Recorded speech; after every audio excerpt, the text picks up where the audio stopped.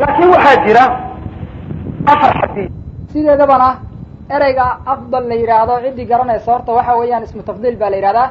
ismu tafdiilkana wuxuu keenaa almushaaraka waziyaada, mushaaraka oo labada shay inay fadliga wada galeen ay wada fadli wada leeyihiin, waziyaada midkood markaa uu dheeraad yeeshay. taa iyadoo ka hadlaa ismu tafdiilka sidiisaba macnihiisu waa sidaa iyada ah. marka waxaa meeshaa ku cad gabadhu in ay tasbiixsato intay laftimireed iyo dhagxaan yar yaraan meel dhoobata ay iska tasbiixsato, ama qofka tusbax intuu qaato uu tasbiixsado, waa arrin fadli lahoo faadil ah wey. waxaase ka fadli badan in meeshii maantana subxaan allahi keliya uu wadi lahaa inuu yidhaha subxaan allahi cadada maa khalaqa fi samaa, intaa keliya ka fadli, xitaa inta kale loo gudbin, taasaa ka fadli badan. taasina waxaa weye mid dadku ayna wada fahmi karin oo jawaamiculkelimkii nabiga la siiyey weye calayhi salaatu wasalaam. nabiguna markuu arkay gabadhu tiro aad u fara badan ilaahay inay nasahdo inay jeceshahay, ayuu wuxuu ku hanuuniyey tiradii badnayd si ay ku gaari karta aanay kuna dhibtoonin, si jawaabculkelimaho marka asaga keligii nabiga la siiye uu la khaas yahayna weeye arrintaas ayada. sidaasuu marka nabigu tirada ugu hanuuniye ma ahaane inuu diidan yahay ma ahayn in lagu tasbiixsado ama tasbiixda lagu tirsado dhagxaantaa iyo laftimireedaa iyo tusbax intaba midna nabigu ma diidayn calayhi salaatu wasalaam. hadduu diidayana kama aamuseene wuu ka hadli lahaayo nabiga calayhi salaatu wasalaam in munkar la samaynayo intuu arko uu ka tago, ma arrintaas ayadaa wax suurto geli kara ma ahan, xaasha wakalla, wax soconaya ma ahan arrintaas ayada ah. haddii la aaminana waa arrin xun weeye oo dembi weyn ahaa wey. hadalkaa aan soo sheegnay oo sheekhaas shaarixa tirmidigaa uu yidhi meesha uu ku soo qoray ama xadiidka ku sharxay haddaan kugu tilmaano waa mujalladka 10aad safxada 16 wey. sheekha labaad oon rabno inaan sheegno inuu caddeeyey xadiidkan inuu u yahay daliil tusbaxa waxaa weeye sheekha la yidhahda shawkani, kitaabkiisa la yidhaahdo naylul awdaarka mujalladka 2 safxada 211 ayuu wuxuu ku yidhi shawkani: haadani alxadiiثani yadullaani calى jawaazi caddi tasbiixi biالnawa wاlxasa wakada bالsubxa licadami اlfaariq litaqriirihi salى اllahu عalayhi waslama lilmar'atayni calى dalik wacadami inkaarih wاlirshaadu ilى ma huwa afضal laa yunaafi اljawaaz waqad waradat bidalika aahaar. hadalkaasuu naylul awdaarka ku yidhi imaamu shawkani. wa haadani alxadiiثaani bu yidhi labadan xadiid waxaa weeye xadiiثu sacdin iyo xadiiثu safiya radia allahu tacaala canhuma. labada xadiid buu marka kasoo sheekeeyey, markaasuu yidhi labadan xadiid yadullaani waxay tusinayaan calaa jawaazi caddi tasbiix, tasbiixda in lagu tirsado inay bannaan tahay binnawa walxasa, laftimireedda iyo dhagxaantaa yaryarka ee badan. wakada bisubxa, sidoo kale wuxuu daliil u yahay xadiidku tusbaxa in lagu tirsan karo tasbiixda. maxaa yeelay licadami alfaariq, wax faariqa oo u dhexeeya in laftimireed lagu tirsado iyo in tusbax lagu tirsado ma jirta buu yidhi, waa isla halkii weeye. litaqriirihi sala allahu alayhi wasalam, nabiguna waa u daayey oo waa ku sugay lilmar'atayni calaa dalik, labadii haweeney midii uu sacad ka sheegayey oo uu lahaa cala mar'atin maa usoo galnay iyo haweeneyda kalena waxaa weeye waa umunaa safiya weye. labadaa gabdhood oo laba saxaabiyatayna nabigu waa uu ku sugay oo waa u daayey arrinta ayada ah. wa cadami inkaarihi, iyo inuusan ku inkirin, labadaas arrimood baana u daliil yidhi inay bannaan tahay arrintaasu. marka waxaa la yaable marka a'imadii o dhan inay leeyihiin litaqriirihi sala allahu alayhi wasalam lilmar'atayn, ama qaarkood lilmar'ati wa cadami inkaarihi, sidaasay leeyihiin. waa u daayey kumana inkirin. adna meel walba waxaad la taagantaho nafta isaga qaadaysaa, wuu ku inkiray baad ku celcelinaysaa, wax ka jiraan ma jiraan. marka waxaas iyaga diintan adigu waxaad ka fahamsan tahay male, sidaad uhadlaysa markaan fiirino waa noocaas.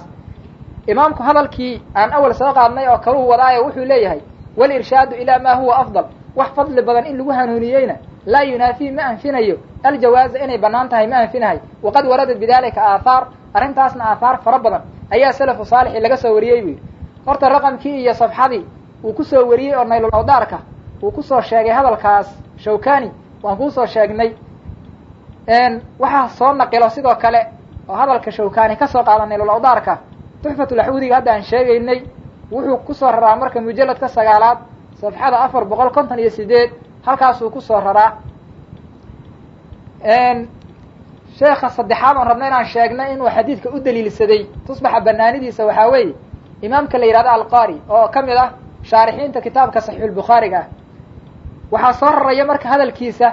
isla laftirkiisa tuxfatulaxuudiga yaa soo raraya oo wuxuu kusoo rarayaa mujalladka 9aad safxada 542 wuxuuna leeyahay qaala alqaari baa wuxuu yidhi bu hada alxadiiثu xadiidkan xadiiثu sacdin weeye midka hadal lahayo aslun صaxiixun waa asal صaxiix ah litajwiizi subxa tusbaxa banayntiisa ayuuna asal saxiixa u yahay buu leeyahay bitaqriirihi sala allahu calayhi wasalam maxaa yeele nabigaas sugay oo gabdhihii u daayey oon ka anfinin oon ka nahyinin fa inahu fii macnaaha waana isku macnuu yidhi labadooda oo hadday sugnaatay inay ku tasbiixsadeen annawaa walxasaa tusbixuna waa la macno oo macnihiisoo kale ayuu qabaa buu leeyahy waa isku mid id laa farqa wax farqiga u dhexeeya ma jiraan bayna almanduumati midda la tixayo walmanhuurati midda iska furan oo macnaha iska daadsan wax farqiga udhexeeya male fii ma yucaddu bihi waxa lagu tirsanayo marka la fiiriyo wax farqiga udhexeeya male oo haddii aan laftimireed iyo tusbixi mirihiisii oo furfuran oon tixinayn intaan meel tuurto ama weel ku shubto aan ku tasbiixsado iyo haddaan xarig ku tixdo dee waxa farqigaho udhexeeya maxay yihiin wax farqigaho udhexeeya way waayeen marka culamadan inaysan jirin bay ogaadeen marka saasay u leeyihin licadami alfaariqi mid walbaba saasuu u leeyahy walaa yuctadu buu yidhi lama tirsanhaya kasoo qaadna ma leh biqowli man axadka qowlkiisa caddahaa ku tiriyey bidcatan ninka tusbaxa bidca ku tiriyeyna qowlkiisa tirsashana male soo qaadna male buu leeyahay imaamkaas waa imaam weyn oo muxaditha weye ninka sidaa u hadlahayo sheekhaas waad maqashaa warkiisa sheekha afraad oo aan soo qaadayna isaguna waxaa weeye xadiidka u daliisaya tusbaxa banaanidiisa sheekhan abu daawuudka sharxayo cawnulmacbuudka iska leh wuxuu ku yidhi isaguna mujalladka afraad sabxada 366 buu wuxuu ku yidhi haadaa aslun saxiixun litajwiizi subxa xadiidkan waa asal saxiix ah wax waa daciif lama leh xitaa wax waa xasan lama leh tirmidi bes aha waa xasan yidhi inta kale saxiix bay wada leeyihin dhammaantood waa asal saxiix oo ansaxay oo tusbaxa u sugan buu leeyahy asaguna bitaqriirihi sala allahu calayhi wasalam nabiga ayaa u daayey gabdhihii fa inahu fii macnaaha waa isku cibaaro hadda cibaarada uu cawnulmacbuudku qorayay middaas imaam alqaari uu sheegay oo laga soo guuriyey waa isku mid weeye marka way iswaafaqeen marka inay cibaaradiisa intuu arkay uu ka ikhtibaasay iyo in ay macnaha muwaafaqatulqadar taho nin walbaba cibaarada markuu cabiray ay isku si ku timid labadaba waa suurtagalo waxaa la yidhaha laba sheekh oo isku hadal tiri haddii lagu arka laba kitaab inuu un kasoo naqilay shardi ma ahan mana aha taa un keliya ee waxaa weeye ilaahay baa iswaafajinaya oo waa dad ilaahay uu wato hanuunsan weeye dadka marka taa waa halkaas wuxuu intaa ku daray id laa farqa bayna almanduumati walmanhuura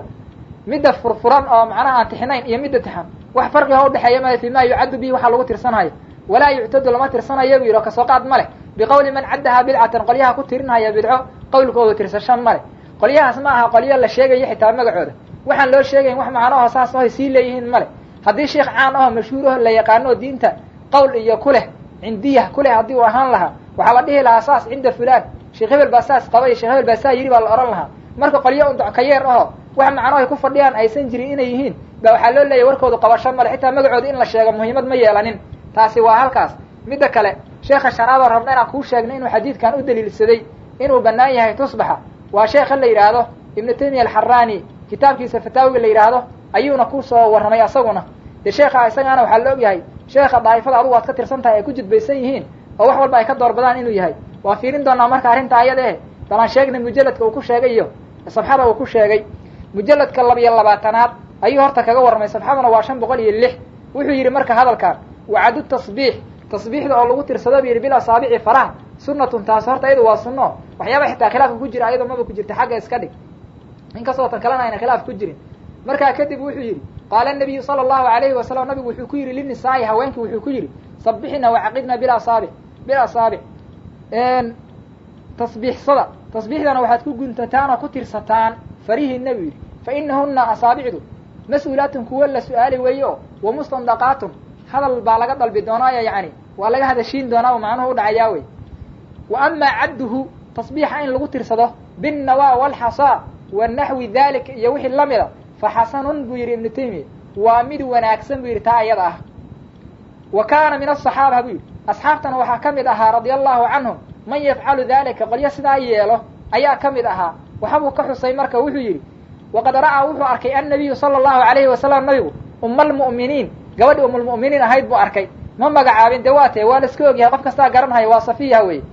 tusabbixu bilxasa ayadoo dhagaxyaha yaryarka ah ku tasbiixsanaysa ayuu arkay nabigu sala allahu calayhi wasalam wa aqarahaa calaa dalik arrinta ayadaana waa ku sugay oo waa u daayey weeye macnaha kama uusan nahyinin nabigu calayhi salaatu wasalaam wuxuu yidhi ibnu taymiya asagoo weli hadalkii wato wa ruwiya waxaa la soo wariyey bu ana abaa hurayrata radia allahu canhu kaana yusabbixu bihi xasaadkaas inuu ku tasbiixsan jiray abu hurayra ayaa ayadana la soo wariyaa buu yidhi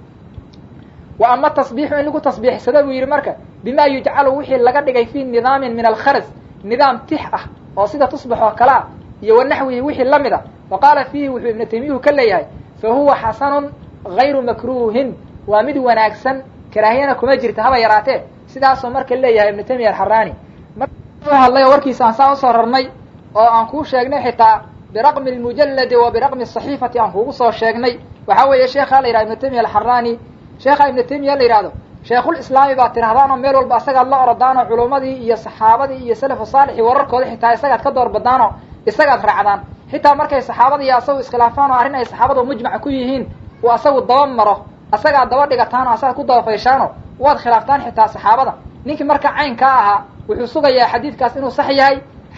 isla markaana tusbaxa uu daliil u yahay sidaasuu sheegayaa ibnu taymiya alxaraani marka de waxaa la rabaa markaas inaad ku raacdaan marka de waa yaabe ma waxaad leedihiin ibnu taymiya alxaraani waxyaabaha aan ku raacno oo aan ku judbaysannahay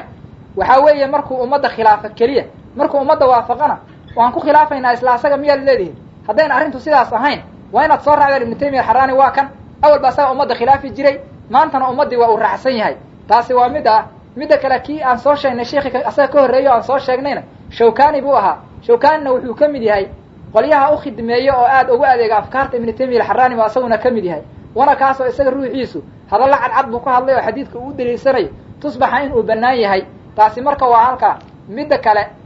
waxaan ayadana kuusoo qaadanaynaa sheekha lixaad oon sheegayna inuu u daliilsaday axaadiistan tusbaxa ama inuu sunno yaho bannaan yahay sheegay waxaa weeye jalaaluddiin asuyuudi raximah llahu tacaala kitaab weyn alfataawi la yidhaahda buu leeyahay marka jus ka sii mid ah oo uu u bixiyey alminxatu fi subxa ayaa marka jiray kitaabka aakhirkiisa ayuu marka kaga hadlay oo wuxuu yidhi walam yunqal min axadin min asalafi walaa min alkhalaf axad salaf ah iyo axad khalaf ah lagama soo rarin mana laga hayo almancu diido min jawaazi caddi dikri bisubxa in dikriga lagu tirsado tusbaxa axad diidaya oo salafa ama khalafa lama hayuu leeyahay jalaaluddiin asuyuudi bal kaana akharuhum badankoodu wuxuu ahaa buyi yacuduhu bihaa mid ku tirsado oo adkaarta kuwa ku tirsada yacni tusbaxa ayayba ahaayeen buu yidhi walaa yarawna dalik arrintaasna omayna arki jirin makruuhan mid karaahiye ah oma aynay arki jirin mid sax ahoo sunnahay u arki jireen axaadiistaasayna u cuskanhayeen sidaasna waxaa leh jalaaluddiin asuyuudi kitaabkan kuu sheegnay waa ka raadsan kartaa waxaase ka dhowaad ka heli kartaa tuxfatulaxwidiga ruuxiisa ayaa ka soo raro oo wuxuu kaga hadlay mujalladka 9 safxada 458 ayuu ku sheegayaa asaga ruuxiisa kusoo naqlinaya taasi marka waa halkaas waxaa kaloo markaan kuu sheegaynaa mar haddii xadiidkii uu sax yaho saxaabada raggaas oo idil ay maxaanku idhahdaa daliilsanayaan culamo badan oo muxadisiin oo saxiix yeeshayna horey aan usoo sheegnay waxaan marka intaan raacinaynaa aathaar laga soo wariyey salafu saalix saxaabadii iyo taabiciintiba oo uu soo guuriyey sheekhaas tuxfatulaxwudiga mujalladka 9 safxada 458 ayaan marka wax kaa maqashiinaynaa haddana wuxuu leeyahay waqad waradat bidalika waxaa ku soo aroortay arrintaas waxa la hayade waa tusbax iyo yacni in lagu tirsado tasbiixda alxasa wanawaa iyo umuurta laga hadlayaa taasa arrintaa waxaa ku soo aroortay buu leeyahay aathaar fara badan fa fii juzi hilaal alxafaar waxaa ku sugnaa buu yidhi juski hilaal alxafaar haddii lagu yidhahdo fulaan juskiisi haddii lagu yidhaahdo wax asaga si gaar ah ugu qornaabaa macnaha laga cabiraa sida ayadaa marka uu sii caddeeyeyo min طariiqi muctamir ibni sulaymaan can abi safiya mawla nabiyi sala allahu alayhi wasalam annahu kaana ninkaasi wuxuu ahaa buu yidhi sheekhaasi wuxuu ahaa yuudacu lahu nidcun masallaa loo dhigi jiray buu yidhi meel wayujaaba markaasaa wax la keeni jiray bizambiilin dambiil baa la keeni jiray fiihi xasan ay ku jiraan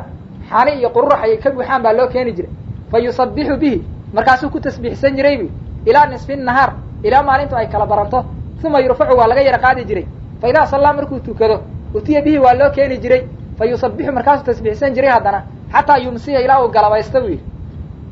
hadalkaas wa akhrajahu alimaamu axmedu fi zuhdi intaas haddana kusii daro sidoo kale imaam axmed baa zuhdi kusoo wariyey buu yidhi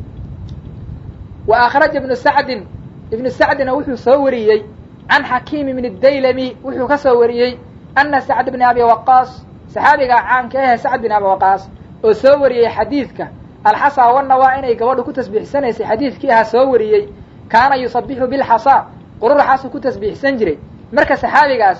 wuxuu ogaa nabigoo arkay gabadha iyadoo ku tasbiixsanaysa dhagaxyadaas yarirka ah ama laftimireedaas uu una daayey nabigoosan ka reebin buu saxaabigaas u ogaa marka uu ku tasbiixsan jiray bacda nabiyi sala allahu calayhi wasalam ayuu ku tasbiixsan jiray sidaasoo marka u fahmay saxaabigu xadiidka asagu uu soo wariyey marka hadda wuxuu sacad uu asagu soo wariyay haddana uu ku dhaqmay haddaa adigu leedahay waxba kama jiraan waa wax adiga ku yaal cid kugu raacsanna heli maysid wuu sii waday oo wuxuu yidhi waqaala ibnu sacdin fi طabaqaat ibnu sacdi baa kitaabkiisa dabaqaadka wuxuu ku yidhi akhbaranaa cabdullaahi ibni muusa akhbaranaa ismaaciil can jaabir can imra'atin khadamatu qoraalada qaarkood xadathatu baad ka helaysaa can faatimata bint alxusein ibni caliy bni abi aalib gabadhaas xusein ibni cali bni abi aalib uu dhalay ayaa annahaa kaanad waxay ahayd tusabixu tii ku tasbiixsato bikhaydin macquudin fiiha xarig la gunguntay ayay ku tasbiixsan jirtay wa akhraja cabdillaahi bni alimaam axmed imaam axmed bin xambal wiilkiisii sheekha ahaayo cabdillaahi la odhan jirayna wuxuu soo wariyey fiihi zawaa'id azuhdi wuxuu ku soo wariyey can abi hurayrata radia allahu canhu annahu kaana lahu khaydun fiihi alfu cuqda wuxuu lahaa xarig 1000 meelood laga guntay falaa yanaamu xataa yusabbix ma seexan jirin ilaa uu mar wareejiyo oo ku wada tasbiixsado ma uusan seexan jirin sidaasuu leeyahay wa akhraja axmed waxa uu soo wariyey fi zuhdi asaguna can ilqaasim bni cabdiraxmaan qaala wuxuu yidhi liabidardaa waxaa u sugnaa nawan min alcajwati laftimireed yuu lahaa nooca cajwada la yidhahdo timirta ugu fiican lafaheeduu lahaa fii kiisin waxay ugu jiri jirtay buu yidhi kiish fa kaana idaa salla alghadaata salaada subax hadduu tukado wuxuu ahaa akhrajahaa waaxida mid buu usoo bixin jiray yusabixu bihina asagoo ku tasbiixsanayo xataa yunafida ilaa uu dhammeeyo hunna baaladaas yani dhagaxyadoo yararka ilaa uu ka saara oo weelkii ugu jireen uu ka dhammeeyo ku wada tasbiixsado sidoo kale waxaa la soo warinaya abu hurayra inuu lahaa yani uuna ku tasbiixsan jiray sidii ibnu taymiya uu soo wariyey oon soo sheegayno asaga ruuxiisa fataawi uu kusoo raray inuu asaguna kaana yusabixu binnawl majmuuc yani laftimireed meel lagu ururiyey inuu ku tasbiixsan jiray inuu xarga guguntadayna waad arkaysaa waxaa marka muuqata markii horena inuu lafa daadsan oo laftimireeda ku tasbiixsan jiray markii kale dambana uu yaro tadawuro xarga uu guguntaday de kadibna culamadii ka dambeeyey way si tadawuriyeen oo way tixdeen mirihii ayaga ahaa wahaakada saasoo marka nagu soo gaaray marka annaguna wax marka buude iyo yuhuud iyo nasaara iyo meelahaas laga keenay midna adinkaa waxaas yaqaana annagu waxaas diin kama dhigana wey taasi waa midaas wey midda kale qodobkii ugu dambeeyey oo rabna inaan kuu sheegno wuxuu ahaa wax khilaafa oo ka jiro in lagu tasbiixsado laftimireedda ma ay jirto wey taas wax khilaaf ahoo ka jiraan ma leh adu marka waxaad mooday taa inuu khilaaf ka jiro ama waxaad isku dayday si tusbaxa asal loogu waayo inaad axaadiistiisa daciifiso adigoon ahal u ahayn jarx iyo tacdiil midnana marka waxaan kuu sheegaynaa ha la wado meel kasta mar heli maysid hal axad ah oo daciifinahaya axaadiistaas ku soo aroortay alxasa wanawaa ama nin odhanahayo alxasa wanawaa in lagu tasbiixsado khilaaf baa ka jiro soo heli maysid mana jirto taa waa la isku waafaqsan yahay waxaa keliyahoo marka isweydiin leh tusbixu ma la mid baa laftimireedda iyo oo sideedoo kale ma loogu tasbiixsan karaa mise waa maya halkaa haddii hadalkaas laga jawaabo waxaa weeye waad maqlayso imaamu suyuudi ijmac buu ka cabiray mas'alada oo qof salaf iyo khalaf midnana ka mid ah oo khilaafay lama haya buu yidhi oo tusbaxa in lagu tasbiixsan kara diiday ama manciyey ma jira buu yidhi culammadii asaga ka horraysa on warkooda soo sheegnayna hadda dikriga naga uga horraysayna dee waxay ayaguna yidhaahdeen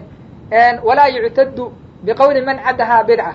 marka imaamu suyuudi midkaas aan la tirsanayn warkiisa wuu turo ma tirsanin ijmac buu ka cabiray kuwii horena markay lahayn nimaan tirsi ahayn ayaguna ijmac bay ku wadeen marka tusbixu inuu yani kannawa walxasaa u la mid yahayna mas'ale ijmaaciya inay tahay ayaa soo baxday weeye hataa ninka la yidhaahda albani markuu isku dayayey tusbaxa inuu radiyo wuxuu soo qaatay xadiidkii ahaa nicmo almudakir subxa xadiidka unbuu soo qaatay asagoo marka cabaar la xarbiyo inuu daciifiyo isku dayey axaadiistan alxasa wanawaa ka hadlaysana agahoodaba mausan marinbo maxaa yeelay wuu og yahay inuusan daciifin karin culamadii saxiixisayna waa la og yahay sanadkeediina waa la hayaa geed ugu soo gabado wuu waayo kolba waxaa lagu yaqaanaa dhiirranaan inuu iska daciifiyo axaadiiste ma garanaysaa laakiin kuwa uu meel ugu soo gabado heli jiruu daciifin jire geed ugu soo gabado xitaa wuu waayo axaadiistan ayaga ah marka sidaasay sixa ugu baaqi tahay la isuguna waafaqsan yahay axaadiistan in ay saxiix tahay hadalka aad leedahay xadiidka ay daliilsadeen aad leedahay aad madax oola taagaysa weliba xadiidka horta cidda ay daliilsatood sheegaysa aad u duur xulaysa waa ay horta hala isweydiiye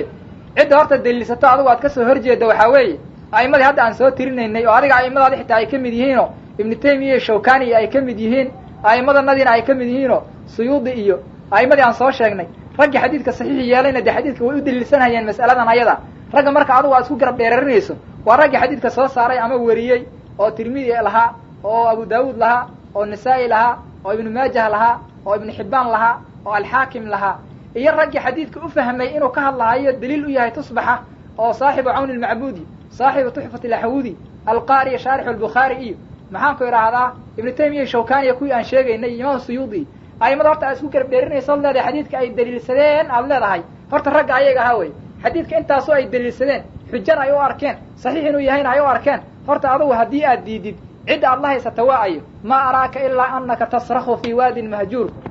can sacd ibn abi waqaas annahu dakala waa galay maca rasuuli illahi sala allahu alay wasalam nabiga maciisa calaa imra'atin haweeney calaa imra'atin waa mubham marka inay saxaabiyad ahayd iska ka dhig oo ibhaamkaas hadday taabici ahaan lahayd ama atbaacu taabiciin ahaan lahayd baa dacsiga macnaha xoog badnaan lahaa marka inay saxaabiyad tahay ka dhig oo soo dhaway ha fogeynin hadalka aad leedahay cala imra'atin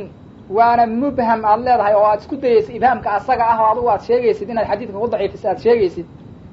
waxaan kaa leenahay jawaabtan waxa weeye horta kuma kala baxsane ibhaamka waxaa loo kala qaadaa meesha uu ku jira inay sanadka tahay iyo inay matniga tahay labadaas horta loo kala qaadaa haddii marka ibhaamku uu ku jiro sanadka xadiidka raawiga asagoo halkaa lagu ibhaamiyeyna riwaayo kale asagoo magaciisa musaraxa aan lagu markaasuu marduud noqdaa xadiidka asaga ama daciif uu noqdaa haddiise sanadku waxaa la yidhaha ibhaamku uu ku jiro matniga xadiidka hadduu ku jiro fa inahu laa yakunu sababan fii dacfi alxadiid xadiidka daciifintiisa waxba sababa ama noqdo midkaa asaga ah haddaba haweenaydan calaa imra'atin aad leedahay waxay ku jirtaa matniga xadiidkay ku jirtaa sanadkiisana kuma jirto wa anta laa tatanabbahu calaa dalik waxaas kuma baraarugsanide imra'an baad aragtay waxaad maqashay qofkii aan magaciisa la sheegin xadiid baa lagu daciifiyaa marka waa bidkaadan baad u qaadatay war matnigay ku jirtaa gabadhaan sanadka xadiidka kuma jirto ibhaamka sanadka ku jiraana wax dhibo horta sidaas ayada aha ola soco taasi waa midda kale hadalkaagu wuxuu keenayaa xadiid kasta oo matnigiisa sanadka ma ahe matnigiisa uu ku jiro ibhaam inuu daciif yahay baa hadalkaaga yuu keenayaa hadduu doono xadiidkaa saxiixaynka ha ku yaalle haddiiba matnigiisa laga helo axad mubhama inuu daciif yahay baa hadalkaaga uu keenayaa aan marka tusaale ka soo qaadano axaadiista saxiixaynka ku yaallo oo matnigoodana uu ibhaamka ku jiro waxaa ka mid ah xadiidka anas ibni malik radia allahu canhu wuxuu yidhi marna nabiyu sala allahu alayhi wasalama cala imra'a baa hadda ku wardinaysay oo xadiidka hadda ku jirtay sanadkiisa matnigiisa ku jirtay bal midkaana fiiriyo nabiga alayhi salaatu wasalaam wuxuu soo maray baa laleeyahay cala imra'atin tabkii ooyeyso cinda qabrin qabri agtii ku ooyeyso faqaala nabigu alayhi salaatu wasalaam wuxuu yidhi ittaqi llaaha wasbiri ilaahay ka cabso oo iska sabir buu yidhi qof baa ka dhintay gabadhaasi faqaalad waxay tihi ilayka cani xagga iga fogoobay tihi waxa igu dhacay baan kugu dhicine xadiidku wuu sii socday waxaa wariyey bukhaari iyo muslim muttafaqun calayhi wakaas marka adiga ra'yigaada haddii la raaco xadiidka matnigiisa gabar baa ku jirto oo waxaa weeye mubham aho magaceeda aan la sheegin marka waa daciif hadda adiga haddii ra'yigaada la raaco mana ahe xadiidka bukhaari iyo muslimba way wariyeen maxay u wariyeen yani ibhaamka matniga ku jira waxba dhiba inuusan ku lahayn oosan ku samaynaynin xadiidka sidaas ayada ahay u wariyeen bukhaari iyo muslimba taasi waa halkaa tusaale labaad haddaan ka soo qaadana taas cala imra'atin bahe bal rajulna aan raadina mubhama isagana xadiidka abu hurayra radia allahu canhu wuxuu yidhi abu hurayra jaa'a rajulun ila annabiyi sala allahu alayhi wasalama nin baa nabiga u yimid oo faqaala wuxuu yidhi yaa rasuula allah ayu sadaqati acdam sadaqateebaa ugu weyn buu yidhi ajaran xagga ajarka qaala nabigu wuxuu yidhi anta tasadaqa wa anta saxiixun shaxiixun takhsha alfaqra wa ta'malu alghina alxadiid muttafaqun calayh nabigu calayhi salaatu wasalaam nin baa u yimid oo su-aal weydiiyey arrin cajo badanna wuu u sheegay su-aashii waxay ahayd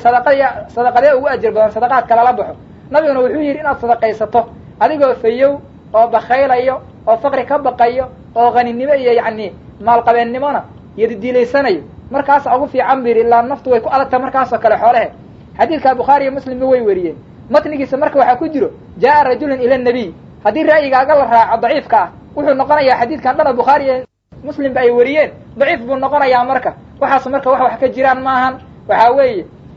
waxaa caddaatay inaka caarin can macrifati musطalaxi alxadiid musطalaxulxadiidka aqoontiisa inaad ka aradan tahay yaa meeshaa ka soo baxday oo mubhamka inuu matni ku jiray inuu sanad ku jiray inay farqi u dhexeeyaba aadan bawar u haynin taasi marka waa meel. midda kale hadalka aad leedahay kaba soo qaad gabadhaas inay saxaabiyad tahay ka soo qaad oo hadday taabiciyad ama taabiciyatul atbaac ay ahaan lahayd yani taabiciyatu taabiciin hadday ahaan lahayd dacfiga waa sii darnaan lahaa. hadalka sidaas aad leedahay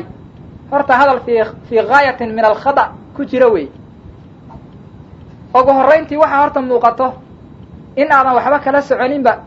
tacriifka saxaabada iyo taabiciinta oo taabici iyo saxaabiba aadan kala aqoonin ba halkaa ka muuqato. bal aan fiirino qola mid kastoo labada daa'ifo ah saxaabada iyo taabiciintu tacriif buu leeyahay, tilmaan lagu garto mid walbaba buu leeyahay. aan ku horumarno marka tacriifka saxaabada haddana taabiciinta aan xijinna tacriifkooda aanna fiirina marka annagoo tacriifyada u bandhigayna gabadhaasu ma saxaabiyad ba mise waa taabiciyad marka aan fiirino. bal in shakigaaga adigu aad leedahay kaba dhig aad leedahay inay wax ka jiraan iyo inuu baatil yahay si ay u kala caddaato. saxaabi waxaa la yidhaahdaa huwa man laqiya الnabiya salى الlahu عalayhi wasalama mu'minan bihi wamaata calى اlislaami walow takhallalat riddatun calى اlasax. waxaa la yidhahdaa saxaabi man laqiya الnabiya salى الlahu عalayhi wasalama ciddii nabiga la kulantay qofkii nabiga la kulmay baa la yidhahdaa. waa la kulmid iyana isla hadlin hadday doonaan mu'minan bihi asagoo rumaysan oo mu'min ah wamaata cala alislaami islaamnimadana ku khaatumaystay oo sidaa ugu dhintay walow takhallalat riddatun riddo haba dhex gashay yani islaamnimada ha ka baxo mar hadduu doonay calal asaxi oo hadduu ninku inta ridooba asagoo saxaabi ahaa haddana dib usoo islaamo waxaa weeye saxaabinimadii way usoo noqonaysaayo sharafu suxbati wuu yeelanayaa wey oo dadka taabiciinta asaga wuu ka sarraynayaa. noocaas weeye marka saxaabada tacriifkooda. intaana marka ku noqonin haweenaydu inay cidda ay tahay bal taabicin aan raacina tacriifkiisa. taabici waxaa la yidhaahdaa huwa man laqiya saxaabiyan musliman wamaata cala alislaam qofkii la kulmay saxaabi islaamnimadiina ku dhintay oo halkaa ku khaatimaystay kaasaa taabici la yidhaahdaa. haddaba haweenaydii aanu noqonne ma saxaabi bay la kulantay oo nabi mayn arag miya mise nabigu way la kulantay? bal arrintaas bes aan dib u fiirino. xadiidka waxaa ku jirtay adigaba waad aqrinayse yani anahu dakala sacd ibni abi waqaas anahu dakala cala imra'atin anahu dakala maca rasuuli illah nabigaa la socday horta marka wuxuu usoo galeen cala imra'atin markay usoo galeenna gabadha shaqay haysatay wuxuu nabigu ku yidhi baad leedahay adaan aqrinayay annaguna waa soo aqrinay xadiidka. wuu la hadlay nabigu wuxuu yidhi wax kaaga khayr badan ma kuu sheegaa ii sheeg bay tiri oo meesha waa la iskula hadlay adkaar buu u sheego waa irshaadiyey oo nabigu gabadhi waa hanuuniyey. la kulmid keliya ma ahee waa waxbuba barayba nabigu tacliim buba ufidiyeyba la kulmid xitaa keliya ma ahan. marka gabadha noocaasa ninka odhanayo kaba soo qaad inay saxaabiya tahay saxaabi iyo maba kala yaqaanba ummadda kale midna maba kala yaqaan. hadda nin saxaabiya taabiciba aan kala saari karin inuu inta axaadiistii ku dhex waasho uu mid daciifiyo oo mid saxiixiyo oo iska dhex ordo waxaasoo kale waxaa la yidhahdaa idaa lam tastaxi fasnac maa shi'ta wey haddaba mar xishoonin haddii waxaad doontaa fali waxaasu xishoo darro weeye niyo. taasi marka waa halkaas. midda kale hadalkii aad raacisay oo ahaa taabiciyad hadday ahaan lahayd baa dacfigu sii darnaan lahaa. waxaa muuqata xitaa hadday saxaabiyad tahayna dacfi inuu jiroba hadalkaaga ka muuqato. waxaasuna waxaa weeye jahli kaaga sugan oodan aqoonba u lahayn xaqa ay leeyihiin saxaabadu. maxaa yeelay meel kasta waxaa ku qoran jahaalatu saxaabiyi laa taduru lianna asaxaabata kullahum cuduul. saxaabi inaan magaciisa la aqoon waxba uma dhibto. maxaa yeelay ina saxaabata saxaabadu lianna saxaabata saxaabadu kullahum cuduul dhammaantood waa caadiliin weeye. sideedaba fanniga aljarxu wa tacdiil ayaga maba khuseeyaba hadduu khuseeyana darabka tacdiilka unbuu ka khuseeyayo saxaabi kastaa waxaa weeye waa mucadal weeye mid la tacdiiliyey oo waxaa weeyaan caadil ahoo macnaha fiqaho lagu kalsoon yahay weye.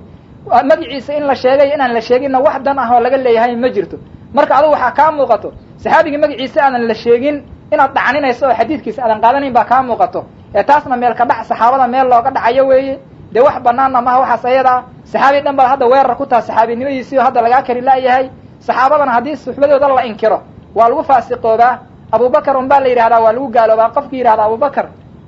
abubakrin sidiq radia allahu tacaala canhu saxaabi ma aha qofkii yidhahda wuu ku gaaloobaa. maxaa yeelay qur-aanka naskiisaa lagu caddeeyo id yaquulu lisaaxibihi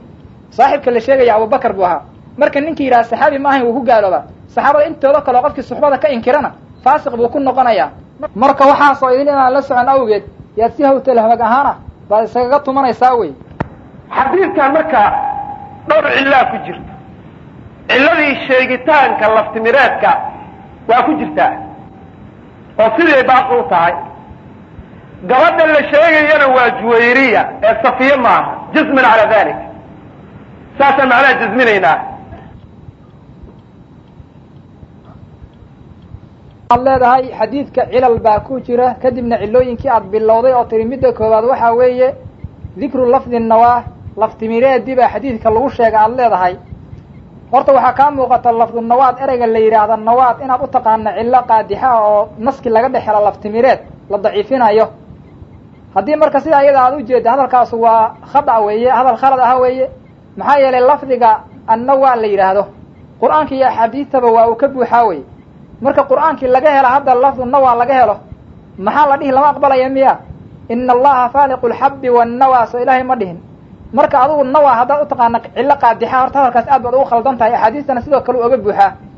haddaad u dan leedahay lafdu nawaa waa ziyaado, ziyaadadaasna dacfi bay keenaysaa. haddaad hadalkaa u dan leedahayna de ayadana waad ku khaldan tahay oo ziyaadada tafsiil baa la gelinayaa oo ziyaadada labaa loo kala qaadaya. waxaa la leeyahay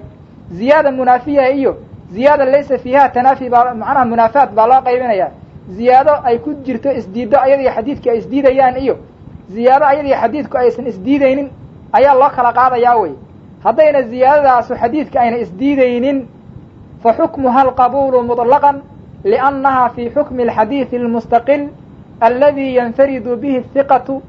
walaa yarwiihi can shaykhihi gayru. sidaasay kitaabaha musطalaxu lxadiidku wada qorayaano ziyaadadu haddii ay tahay ziyaado ayadiyo xadiidka tanaafi aan uusan ka dhaxaynin xukunkeedu waxaa weeye in la aqbalo muطlaqan, wax hadal ahoo tafsiil aho la gelinayana ma jiro.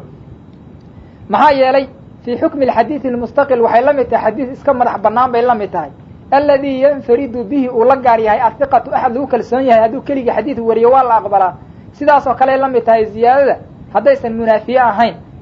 walaa yarwiihi xadiidkaas uusan warinin can shaykhihi qofkaa hiqada ah shaykhiisi gayruhu cid aan asagayn ayna ka warinin. xadiidkaas keligii oo kale ayay ziyaadadaas aan yani tanaafiga aan lahayn sidaas oo kale ay la mid tahay baa la leeyahay.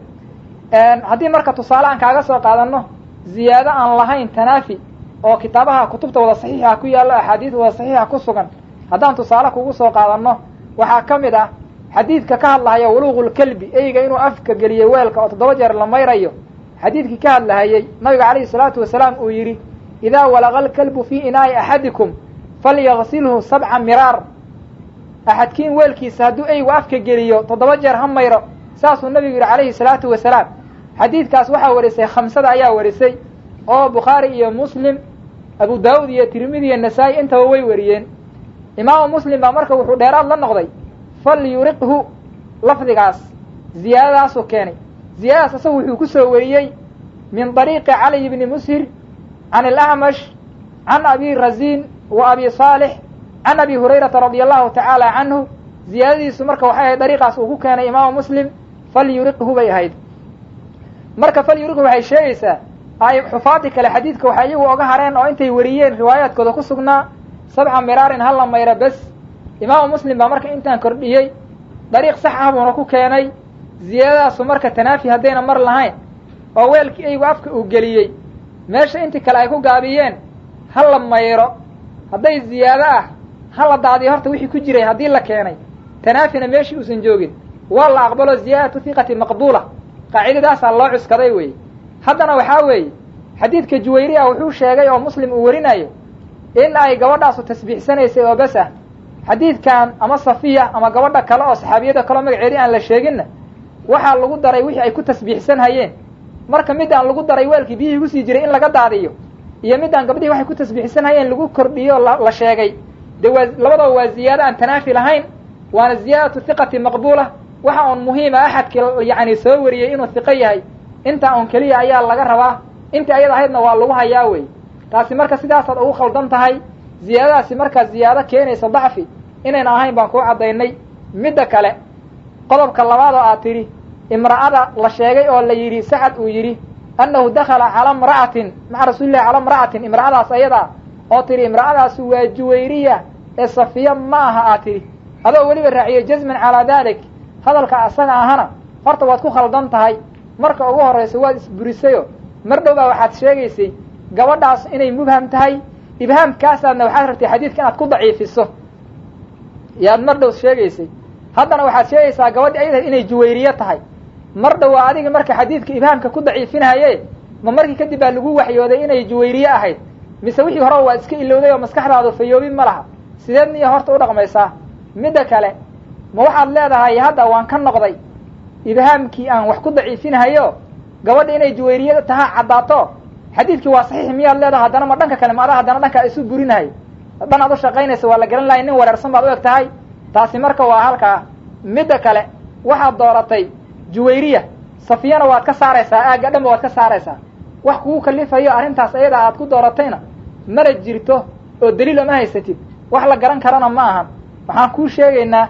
juwayriya xadiid bay warisay tasbiix keliyao ka hadlay safiyana xadiid baa laga soo wariyey oo yacni qiso ayada la xiriirta waxaana la sheegay inay 4,000 oo laftimireed ah xitaa shaki kuma jira taa oo xasaad iyo waxaas ma ahan 4,000 oo laftimireed ah inay ku tasbiixsanaysay baa ayada la sheegay xadiidna haweeney saxaabiyad ah oo aan la magacaabin ayaa waxaa la sheegay xasan ow nawan midkood un labadaas midkood inay ku tasbiixsanaysay marka ay sidaa tahay annagu marka waxaan leenahay saddexda qiso waa 3 qiso oo kala madax bannaan oo midba goonideeda u socoto haddiise adigu aad damacday inaad qisooyinka qaar aad isku guda celisay haddii aad damacday maxaad ku dooratay marka inay juwayriye tahay gabadhaa magaceeda la qariyey safiyana ma aha aad u leedahay oo aad gabadhaas ayadaa ku nacday ma ayada unbaad col la tahay mise waxaad aaminsan tahay qof dumar oon juwayriye ahayn nabiga inuusan wax ka warin karin waxaasoo idil waa wada khalad taas markay sidaa tahay waxaan marka kuu sheegaynaa gabadhaan imra'ada la leeyahay oo magaceeda aan la sheegaynin cid u fahantay inay juwayriye tahay iyo cid u fahantay in ay tahay maxaanku idhahdaa safiya inay tahay midna in ayna jirin sida shuraaxda xadiidka culammada sharxayso laga arkahayo tuxfatulaxwudiga hadda markuu kitaabka sharxahayo tirmidiga ah sheekhu wuxuu yidhi markuu cala mra'atin markuu soo qaatay wuxuu yidhi ay maxramin lahu buu yidhi haweeney nabiga maxram u ah waxaa laga ixtiraazaya dee nabigu maxaa haweeney ajnabi a usoo geliyey marka uu awilayaa wuxuu macnihiisu noo caddaynaya wuxuu leeyahay haweeneydaas nabiga maxram bay u ahayd ama aw kaana dalika qabla nuzuuli lxijaab ama intuusan xijaabka soo degin buu ahaa buu leeyahay haddana wuu sii wada wuxuu yidhi calaa annahu laa yalzamu inkastoo inay ka laazimayn min addukuuli ru'ya haddii gabadhi waa loo soo galo la yidhi in la arkay inkastoo ayna ka laazimaynin sidaasuu leeyahayo wuxuu ku wadaa imra'adaasu inayna safiyan ahayn laa safiya iyo juwayriya waa laba gabdhood oo min ummahaati lmu'miniina ka mid ah weeyo ayaga wariba kama joogo gabadhaan marka gabar kaleo goonideeda ah oo madax bannaan oon midna labadan gabdhood ahayn inay tahay bay marka yuu ku wadaa shaarixa xadiidkaas saas u sharxay waa mid sidoo kale cawnulmacbuudka markii uu sharxay asaguna markuu cala mra'atin markuu soo qaatay bu wuxuu yidhi qaala alqaari ay maxramin lahu imaamu alqaari baa wuxuu yidhi bu yidhi haweenaydaasu nabiga maxaarimtiisi bay ku jirta hadda maxram iyo zawjana waa kala labo inay maxram ahayd baa lagu wada xitaa inay zawje ahayd laguma wado waa mid haddana wuxuu yidhi aw kaana dalika qabla nuzuuli xijaab ama intuusan xijaabka soo degin buu ahaa wuu sii wado wuxuu yidhi calaa annahu laa yalzamu min addukuuli ru'ya sidii kii hore baan ka soo qaadno oo kale weeye intaa dheeraaduhu ku daro wuxuu yidhi walaa min wujuudi ru'yati xusuulu shahwa haddii qofka la arkayna inay shahwo xasishayna ayadana sidoo kale ka laazimi maysa buu yidhi culammadaasoo idil waxay caddaynayaan inay haweenaydaasu labadan saxaabiyad oo ummahaatulmu'miniinka ay ka duwan tahay saxaabiyad kale ay tahay sidaasay caddaynayaan wey waxaan marka adugu waa juwayriye aad leedahay oo aad la ordaysid cid kula qabtana ma jirto cid sidaa iyadaa u fahamtayna ma jirto waana suu fahmi adiga aad istustay wey taas waa halkaas midda kale jazman calaa daalika baa tidhi markaad tidhi waa juwayriye safiya maaha jazman calaa daalika baa tidhi horta waan kula yaabannahay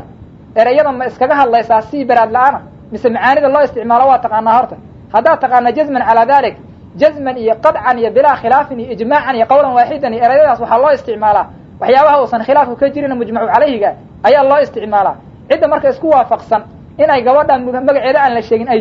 juwayriye tahay cidda isku waafaqsan yaa weeye wax insioo isku waafaqsan ma ogina majini baa isku waafaqay waxaasi wax jira maahan cid isku waafaqday oo qisooyinka isku khaladayna ma jirte saddexda qisaba way kala madax bannaan yihiin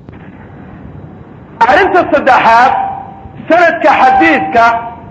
waxaa ku jira nin la yidhaahdo saciid ibn abi hilaal saciid ibn abi hilaal waa nin fiqa ah oo riwaayadiisa hadda dacni loo soo jeedin maaya cilladdu waxay ka haysataa ikhtalata fii aakhiri cumrihi faاkhtalaطat axaadiisuhu ikhtilaaf baa ku dhacay caqli oo axaadiistiisa isku dhex darsantay markaasaa laga tegey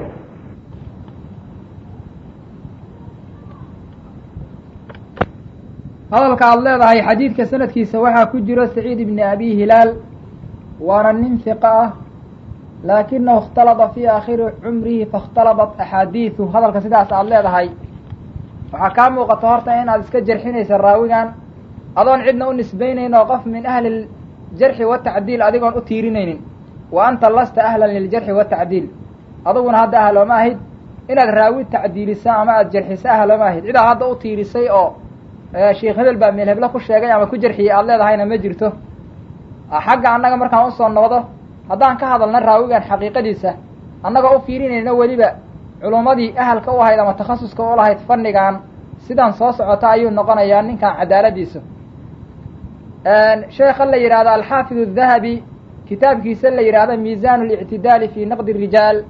waxa uu ku sheegay mujalladka labaad safxada 162 hadalkan saciid ibni abi hilaal buu yidhi sheekha saciid bin abi hilaal la yidhaahdo hiqatun waa nin hiqa ah macruufun xadiiduhu fi lkutub الsita waa nin macruuf uu ku yahay xadiidkiisu kutubta sitada ah 6 kitaabba waa lagu yaqaan yarwi can naafici wa naciim almujmiri wuxuu wax ka wariyaa naafic iyo naciim almujmiri labada sheekh buu wax ka wariyaa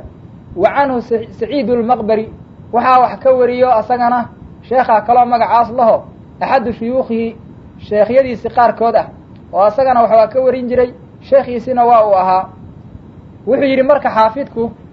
wa qaala ibnu xasm waxdah laysa bilqawi ibnu xasmi baa keligii wuxuu yidhi ninkaasu qawi ma ahan ibnu xasm warkii waana ka hadli doonaa warkiisa halkaa marka waxaa ka muuqato sida xaafidu dahabi uu soo raray marka koowaad ra'yigiisu asagu ka dhiibtayo waana nin lagu kalsoon yahay sheekha la yidhaha alxaafidu dahabi oo ahal u ah jarxiga iyo tacdiilka labaduba marka koowaad asagu wuxuu nooga bilaabay saciid ibni abi hilaal hiqa waa nin hiqa ah oo lagu kalsoon yahay wuxuu ku daray xadiidkiisa waxaa lagu yaqaan kutubta sitada ah 6 kutubta sitada lagu sheegaya kow bukhaari muslim waa 6 labadaas sheekh baa ugu horeeyo marka bal kuwa kale iigu kaadi bukhaari iyo muslimba waxbay ka wariyaan saciid ibni abi hilaal marka nimay bukhaari iyo muslimba wax ka wariyeen jarxinta adigu hadda maanta aada jarxinayso cidnan aadan u tiirinayn oodan lahayn sheekh hebel baa jarxiyey wax ka soo qaad yeelanaya iyo wax dheg jalaq loo siinahaya midnana ma ahan waxaa ii soo haray hadalka uu ibnu xasm yidhi laysa bilqawiy waan ka hadli doonnaaye bal marka hore aan fiirinna hadda alxaafid ibnu xajar alcasqalaani waxa uu ka yidhi isaguna saciid ibni abi hilaal xaafidku wuxuu ku sheegay kitaabkiisa tahdiibu tahdiibka la yidhahdo mujalladka afraad safxada 94 ilaa midda 95 hadalkan buu ku sheegay isaguna wuxuu yidhi saciid ibni abi hilaal allaythi mawlaahum abulcalaa almisri sheekhaa magacyadaas buu leeyahay nisbadaasuu leeyahay yuqaalu asluhu min almadiina asalkiisa xagga magaalada madiina ayuu ka yimid buu yidhi rawaa can jaabir wa anas mursalan saxaabada uu wax ka wariyeyna waxaa ka mid ah anas iyo jaabir rag badan oo uu wax ka wariyey markuu soo tixay kadib wuxuu sheegay ragga isaga wax ka wariye haddana wuxuu yidhi wa canhu saciidu lmaqbari baa wax ka wariyo wa huwa akbaru minhu waana ka wan yahay xaafidu dahabina wuxuu noo soo sheegay axadu shuyuukhihi inuu yahay ibnu xajarna wuxuu leeyahay wa huwa akbaru minhu marka way iswaafaqsan tahay arrintaas rag badan oo kale oo asaga wax ka soo wariyey markuu soo tiriyey kadib buu wuxuu yidhi xaafidku qaala abu xaatim laa ba'sa bih abu xaatim wuxuu yidhi wax dhibaataa oo ninkan ku sugan iyo wax jarxi ahoo ku sugan midna ma jirto waxay ka mid tahay waxyaabaha loo isticmaalo xagga tacdiilka laa ba'sa bihi cibaarooyinka loo isticmaala tacdiilkay ka mid tahay taasu waa meel midda kale wuu sii wado wuxuu yidhi wa qaala yunus wulida bimisra sanata 70 sanadii 7aad ayuu masar ku dhashay buu yidhi sheekhan wa nasha'a bilmadiina wuxuuse ku soo koray oo isagoo yar la geeyey magaalada madiina uma rajaca ilaa misra masar buu usoo laabtay fii khilaafati hishaam xilligii hishaam uu amiiruulmuslimiin ahaa wuxuu sii waday wuxuu yidhi qaal wa yuqaalu twufiya sanata 35 wa 100 135 buu dhintay baa la yidhaahdaa buu yidhi wa qaala kayruhu rag kalena waxay yidhahdeen maata sanata 33 33 buu dhintay dabcan bacda 100 baa loo jeedaa qaala ibnu xibbaanna wuxuu ku yidhi fi hiqaat kitaabkiisa hiqaat la yidhahdo uu ku dhex sheegay maata sanata 149 wuxuu dhintay sanadkii 149 marka haddii maruu yidhi ibnu xibbaan baa fi hiqaati ku sheegay wuxuu ku wadaa inuu yahay hiqa marka waa nin uu tacdiiliyey ibnu xibbaan. abu xaatimna waan soo marnay. hadal dheer kadib ayuu wuxuu yidhi wa qaala ibnu sacdin ayaa wuxuu yidhi kaana hiqatan in shaa allah, waa nin hiqa ah oo lagu kalsoon yahay buu yidhi in shaa allah. wa qaala saaji baa wuxuu yidhi saduuqun, waa nin run badan buu yidhi. wa kaana axmed bini xambal baa wuxuu ahaa yaquulu mid yidhaahdo maa adrii ma garanaya aya shayin wax shay ah oo yukhlid uu isku daro fil axaadiisi axaadiis. ikhtilaadkan adigu aad la ordaysa imaam axmed waa iska beriyeelo wuxuu yidhi ma garanaya anugu mana maqal mana arag wax sheegayo waxuu isku ikhtilaado anigu ma ogi buu yidhi. wa qaala alcajaliyu wuxuu yidhi misriyun hiqa, waa nin reer masara oo hiqa ah lagu kalsoon yahay. wawahaqahu ibnu khusayma ayaa tawhiiqiyey oo macnihi nin lagu kalsoon yahay ka dhigay. wadaara qudniy waalbayhaqiy waalkhadiibu wabnu cabdilbar wa gayruhum. culamada xufaadda oo weliba looga dambeeya fannigan cilmulxadiidka ayaa dhammaantood tacdiilisay oo ninkan sheekhaan hadda aan hayno waxay ka dhigeen nin lagu kalsoon yahay. wa qaala ibnu xasmi waxdah, ibnu xasan baa wuxuu yidhi laysa bilqawiyi, xoog ma lahan buu yidhi. ibnu xajar oo hadalkaas sii wada wuxuu yidhi walacalahu ictamada calaa qowli alimaami axmed fiih, waxaa laga yaabaa ibnu xasamku inuu u cuskaday hadalkii imaamu axmed. hadalka imaamu axmed uu ka yidhi saciid ibni abi hilaal, hadalka uu ka yidhi imaamu axmedna waa hadalkii ahaa maa adri aya shayin yukhlidu fi laxaadiid, wuxuu isku dara anigu ma ogi. halkaasu ibnu xasam wuxuu ka qaatay ninkan ikhtilaad inuu ku jiro laysa bilqawiy buu yidhi, halkaasuu ka saaraybi. meeshaas inuu u cuskaday baa laga yaabaa. wax kaloo qowl oo hadda imaam axmed uu ka yidhi ma jirto, mana soo sheegin xaafidku. markuu intaa soo sheegay buu halkaa raaciyey. marka halkaa marka waxaa ka muuqato sheekhan saciid ibni abi hilaal oo asaga aad xadiidka rabto inaad ku daciifiso, ikhtilaad baa adigu sheegtay. ninkii soo qaadayna inuu anfiyu usoo qaaday wax kale uma soo qaadin. labadaa xaafid marka laga soo bilaabo ibnu xajar iyo addahabi labadaba waa tawhiiqiyeen ama waa tacdiiliyeen oo nin lagu kalsoon yahay bay ka dhigeen. waxaa marka sidoo kale ku raacsan ama uga horreeyey ama qaar iyagu ay ka soo naqilayaan abu xaatim, ibnu xibbaan, assaaji, ibnu sacad, sheekha la yidhaahdo alcajali, ibnu khusayma, addaara qudni, albayhaqi, alkhatiib, ibnu cabdilbar. raggaasoo idil dhammaantood ninkaasu waa hiqah bay leeyihiin. dhammaantood waxay isku raacsan yihin inuu yahay nin lagu kalsoon yahay. markay intaa jirto hadalkii xaafid dahabina ha ilaawin, wuxuu leeyahay asagu axaadiistiisa umahaatu sitahoo dhan bay ku qoran yihiin. bukhaari iyo muslim baa wax ka wariyo,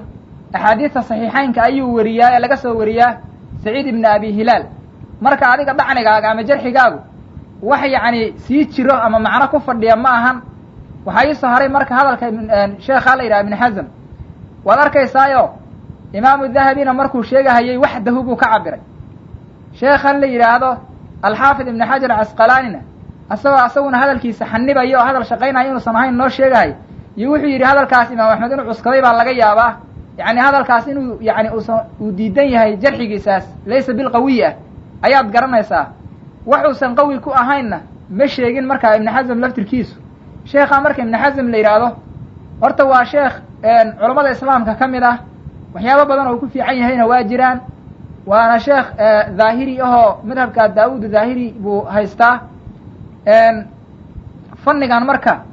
culummada looga dambeeya waa kuwa aan soo tixinay magacyadooda oo sheekhan saciid ibni abi hilaal tacdiiliyey weeye ama hiqeeyey weeye kuwa fannigan looga dambeeyo, wayna ka horeeyaan dhammaantood asaga. marka isaguna waxaa lagu sheegaa inuu yahay nin dhacni badan oo aad u jarxiyo culummada. ilaa kitaabaha aad ku arkaysid culammadu inay qoreen oo la yidhaahdo lisaanu ibni xasam ashaddu min sayfi xajaaj. carabka ibni xasam waa ka sii daran yahay seefti xajaaj oo dadka kurka looga jeri jiro oo saxaabada xitaa lagu laayay. carabka ibni xasam baa ka sii daran bay yidhaahdeen. isagoo marka inuu jaraax yahay la sheegayo, haddana culummadii fannigan ictimaadka ku lahayd oo ayaguna takhasuskooda uu ahaa oo looga dambeeyey oo dhan ayuu khilaafay, waana keligii. culammadaa warkiisa soo qaadayna keligii buu ku yahay iyo meel hebleenu cuskanayaa laga yaabaa iyo siyaabahaasay ku xanibayaan hadalkiisao inuusan hadal shaqaynayo oo ninkan yacni jarxi wax u dhimaya inuusan ahayn ayay sheegayaan wey. laabto marka adiga intaasoo sheekh tacdiilisay ama tawfiiqisay saciid ibni abi hilaal inaadan horta waxba waraa ka haynin baa muuqato. mar haddaadan intaasoo sheekha war u hayninna oo kitaabahaas qof walba uu haysto meel walba yaalla aadan waxa ku qoran war u hayna inaad ka hadasho maba ahanba, kumana banaano inaad fannigan iyo jarxiga ruwaadda inaad farageliso kugumaba banaanaba. waxaan sidaa iila muuqatan inaadan war u haynin weeye. haddii la yidhaahdo waad og tahay laakiin waad qarinaysaana taasna waxaa weeye waa cadamu amaanati alcilmiya wey. ammaanadii cilmiga ahayd baad ku cayaaraysaayo intaasoo sheekha inaad og tahay ood haddana indhaha ka saamanaysa hadday jirto inaadan ogeyn baa xitaa dhaanta. taasoo kale waa khiyaano wey, taasoo kalena looma baahno. waxay soo hartay marka halka sheekahoo jarxiyey oo asagu laysa bilqawiyi yidhi laakiin daaqadda laga tuuray. haddaad og tahay horta waad la soo ordi lahayd ibnu xasan baa laysa bilqawiyi yidhi baad dhihi lahayd, inaadan xitaa isaga ogeyn baa muuqato. waxaad marka u banbaxday adigu inaad tawalliso jarxigiisa iyo dacniga raawigaas adigu inaad tawalliso sidaas ayadaad dooratay ad u banbaxday wey. waxaad ka guri kartona ma laho bukhaari iyo muslim baa wax ka wariyo, marka waad ku lugoday meesha ayadaa. shiikiisa khusayma la yidhahdaa, khusayma ninkaa magacaasa la yidhahdaa. khusaymahaasi waa majhuululcayn. majhuululcayn waaba ninaan la garanayninba, cadaaladiisa iska daa intaanan gaarin iyo xadiisuu loo wariya cayn ahaan baanba cilmi loo ogeynba, shaksiyan ahaan baan cilmi loo ogeyn. majhuululcayn marka riwaayadiisa waa hoosaysaa, lama soo kabi karo xataa. hadalka aad leedahay sheekhiisa oo ah khusayma waa majhuululcayn ood markaana oga hartay majhuululcayn riwaayadiisa waa hoosaysaa xitaa lama soo kabi kara intaa keliya aad oga hartay. horta hadalkaas waad ku khaldan tahay. sababtu waxaa weeye tafsiil baa ku jira majhuululcaynka. waxaa soo baxaya marka majhuululcayn xadiidkiisu uu yahay saxiix ayaa soo baxahayo. shardi baa loo xiri doonaa, shardigaa hadduu buuxiyo xadiidkiisu saxiix buu noqon karaa. marka adigoo xadiid daciifintii ku jiro inaad inta wax duuduubto dhuudhuub aad oga baxdo waa arrin aad ku khaldan tahay. laakin dad yaqaan baa jooga waa la sheegayaa meelaha aad oga baxaysa adigu sida dhuudhuubka ah. tafsiilka asaga marka waa sidan. kow marka ugu horeysa horta tacriifkiisaan kuu sheegaynaaye majhuululcayn waxaa la yidhaahdaa man dukira smuh walaakin lam yarwi canhu ilaa raawin waaxid. waa nin magaciisa un la sheegay hal raawi ana uu wax ka wariyo. tacriifkiisa horta waa intaas. qodobka labaad waxaa weeye inaan ka hadalno xukunka ay leedahay riwaayada majhuululcaynka. riwaayatu ninka la yidhahdo majhuululcayn riwaayadiisu cadamu lqabuuli ilaa idaa wasiqa. waxaa weeye la aqbali maayo ilaa in la helo axad tawfiiqiyey mooyaane. qaydkaasaa u taagan. haddii marka la helo axad tawfiiqiyey bas wey xadiidkiisu waa saxiix oo waa xadiidkiisu xujuu noqonayaa ilaa waa la tawfiiqiyey. marka waxaa laga yaabaa inaad maqashay xukmu riwaayati majhuuli lcayni cadamu lqabuul. intaas inaad un meelaha ka maqashaan laga yaabaa. ilaa idaa wasiqa intaadan gaarinna aada hore oga dhaqaajisay. sidii ninkii maqlay geelo zaka laguma le ilaa inuu nisaab gaaridiba ma suginba waa iska orda wuxuu yidhi geelo zaka laguma le culamadii lahaayeen. saasoo kalena hadda yaad u muuqataa. haddaan marka kuu sheegno kayfiyada loo tawfiiqiyo ninkaa la yidhahdo majhuululcayn waa laba siyaabood midkood. midda koowaad waxaa weeye an yuwathiqahu gayru man rawaa can. cidaan asaga wax ka warinin inay tawfiiqiso oo culamo kale oo raggii asaga ardaydiisaa wax ka warin jiray aan ahayn inay tawfiiqiyaan oo yidhahdaan ninkaa waa nin lagu kalsoon yahay oo cadaaladiisa ayaga ay sheegaan. taas waa lagu tawfiiqiyaa. haddii la helo hal nin ba ha ahaadee bes wey waa nagu filan tahay oo waxay noqonaysaa majhuululcaynkaas in uu noqdo hiqa oo la qaato xadiidkiisa. arrinta labada lagu tawfiiqin karo waxaa weeye an yuwathiqahu man rawaa canhu bishardi an yakuna min ahli ljarxi watacdiil. cid isaga wax ka warisay in ay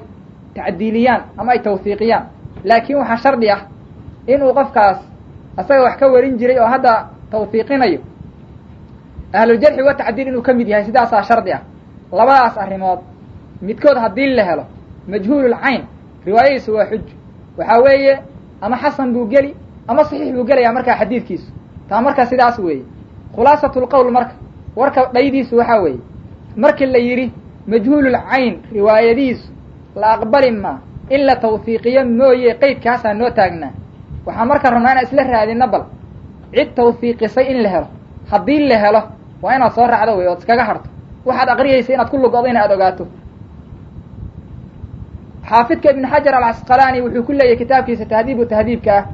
mujalladka 3 safxada 141 khusayma hayru mansuub ninkaa khusayma la yidhaahdo ma loo abtirinin buu yidhi oo hebel lama odhan horay looma sii wadin magaciisa lama dhaafin rawaa can caaishata binti sacd gabadha caaisha binti sacd la yidhahda buu wax ka wariyaa wa canhu saciid ibni abi hilaal asna waxaa wax ka wariyo saciid ibni abi hilaal baa wax ka wariya wadakarahu ibnu xibbaan baa wuxuu ku sheegay fi hiqaat kitaabkiisa hiqaad uu ku sheegay waxaan rabnay waxay ahayd marka labadii kayfiyo lagu tacdiilin jiray ninka la yidhahdo majhuululcayn yaan raadinaynay waan haynaa marka ibnu xibbaan baa wuxuu ku sheegay culammada hiqaadda ah ayuu ku tirsaday oo halkaas ugu jiraa wey marka hadalkaasu waa tawhiiqin wey cid tawhiiqisay baa marka la hayaa marka ilaa idaa wuhiqaan haynaa khusaymahana majhuulcaynti waxba uma dhimin sheekhaas caalimka ah oo fannigan aljarx wa tacdiil culamada looga dambeeya ka mid ah ayaa tawhiiqiyey halkaasaa marka waxaa caddaatay tafsiilkii aad ka soka dhacday ama aad ka dhuudhuumanaysay ayaan banaanka soo dhignay waa hiqah marka khusayma xadiidkiisuna marka waa saxiix weeye marka iyadoo mas'alada waxaasoo tafsiila uu ku jiro oo majhuululcayn meel alla meeshii lagu arkaba daciif weeye aan la iska odhanaynin ee tafsiilkaa la gelinayo inta shardi loo xiro shardigii wixii buuxiyaa ay saxiix noqon karaan inaad marka dhuudhuub oga baxdo adoo xadiid dhan u bambaxahayo daciifintiisa arrintaas ayadaa waa un laba midkood in jahli uu kugu sabab yahay oodan garanaynba tafsiilkaa inuu meesha ku jiro fannigan marka la rabo in laga hadlo jarxi iyo tacdiil marka in laga hadlo la rabo fannigii la adeegsan lahaaba waxba aqoon aadan u lahayn iyo inaad khiyaano waddo labadaas waa midkood labada arrimoodna isuma kaa dhaamaanoo axlaahumaa murun labadaas arrimoodna way kala kharaar yihiin halkaa marka waxaa ku dhammaaday xadiidu sacad hadalkii ku tacalluqay aduguna meeshaasaad oga baxday dee annaguna waan ka harnoo meel looga hari karo ayaanu joognaa markaan haddaan ku noqonno markii matnigiisa aan soo aqrinay waxaan sheegnay in sheekhan la yidhaahdo